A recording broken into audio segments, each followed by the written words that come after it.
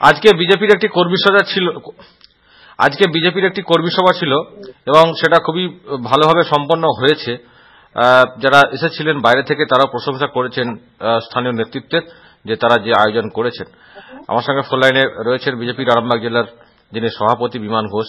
বিমানবাবু, আজকে এক্স্যাক্টলি কোন জায়গায় এই প্রোগ্রামটা এবং কি মাপের প্রোগ্রাম ছিল?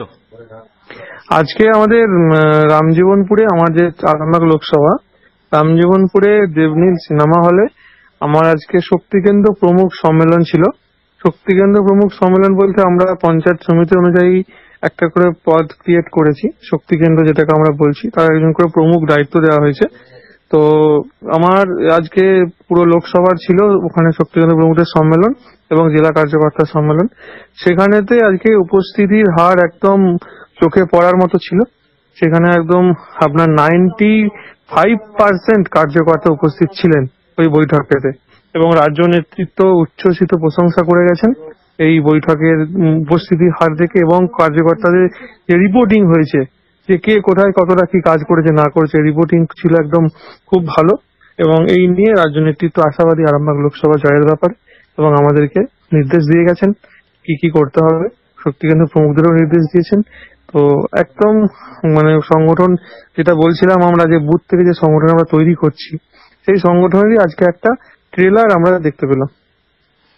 ওকে, এখন তো তৃণমূল কংগ্রেসেরও অনেক ক্ষোভ বিক্ষোভ দেখা যাচ্ছে বিমানবাবু, তাহলে আপনারাও কি পরিস্থিতিকে নজর রাখছেন? কারণ খানাকুলে আজকে এমনিতেই এই নির্বাচন কমিটি গঠন ছিল, সেখানে অনেককে ডাকা হয়েছে, অনেককে ডাকা হয়নি, তাদের মধ্যে ক্ষোভ বিক্ষোভ আমরা দেখছি। আপনারা কি খুব মজা পাচ্ছেন এগুলো দেখে?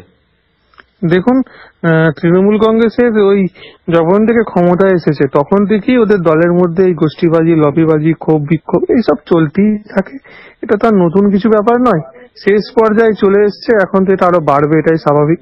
তবে আমরা আগেও বলেছি, আমি এখনো বলছি, যারা আসতে চাইবেন দলে তাদেরকে অবশ্যই আমরা দলে নেবো, দরজা খোলা আছে। ঠিক আছে, তো যে কেউ আসতে পারেন দলে, কিন্তু আমরা একটু দেখে নেবো এই কারণেই, কারণ দলের ভাবমূর্তির কথাও মাথায় রাখতে হবে, আপনারা জানেন। তো সেখানেতে দেখা যাক কি হয়। এরকম জয়েনিং এর তো অনেক খবর আসছে, অনেকে যোগাযোগ করে রেখেছেন, ভোট ডিক্লেয়ারের পর জয়েন করবেন এরকম অনেকে বলে রেখেছেন। তো আসতে পারেন, এবং দেখতে পাচ্ছেন যে ওপর থেকে কিভাবে দলটা ভেঙে যাচ্ছে, চুরমার হয়ে যাচ্ছে, একে একে নেতা সব বিজেপিতে আসছে, হেভিওয়েট নেতা।